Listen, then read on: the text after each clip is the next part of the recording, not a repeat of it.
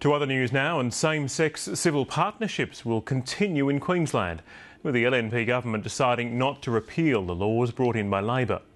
Political reporter Chris O'Brien is at Parliament House. And Chris, what has Cabinet decided to do?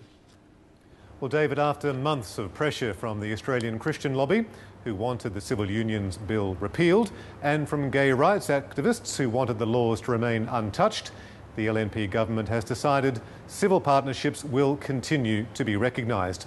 The only change is there'll be no official ceremony. People can still choose to have a private party, but the Premier says there'll be no more state-sanctioned recognition ceremonies. It will no longer emulate marriage, which I believe is demonstrating a lot of good faith to the Christian churches who have lobbied us. But on the other side of the equation, for those in the gay and lesbian communities who fought hard to have such a registration process in Queensland, it preserves their legal rights. And Chris, are both sides happy with this outcome?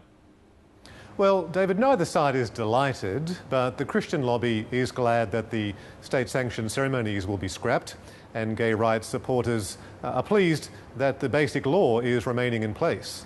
Well, I must say I'm pleasantly surprised with the reaction. I was expecting the worst, and I'm so thankful to the LNP that at least they have seen a bit of sense with this issue. I think it's a little disappointing that they have removed the ceremony, but still, that's okay. We can get along without that. So we're pleased that they have reversed some parts of this. What Campbell Newman has done, I think, has pulled us into line with the other states. We now have what is equal to a relationship register. So the parts of this legislation that have been mimicking marriage have been removed, and for that I'm very grateful. And David, by the end of May, about 600 civil partnerships had been registered. Of those, 21 had a formal state-sanctioned recognition ceremony. OK, Chris, well, that's one thorny issue that the Newman government's dealt with. How now is it going to handle its financial challenges? Well, what it's not going to do is have any part of a national economic forum, which is being opened in Brisbane tonight by the Prime Minister.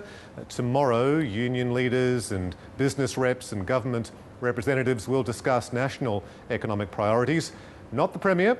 He's more concerned about avoiding a further downgrading of the state's credit rating.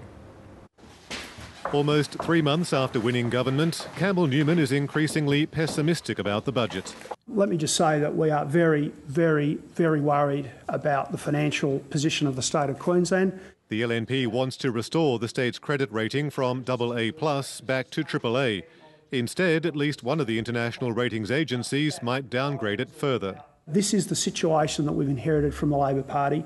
The Treasurer's now saying, look, that the debt might be even higher than $85 billion. The opposition leader says the ratings agencies are worried about how the government will pay for its election promises. This is why they have concern about the credit rating.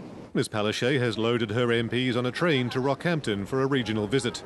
She's had enough of the LNP blaming the previous government. If we lose the state of origin tomorrow night, the Premier will be blaming Labor. But there's no end in sight to the blame game.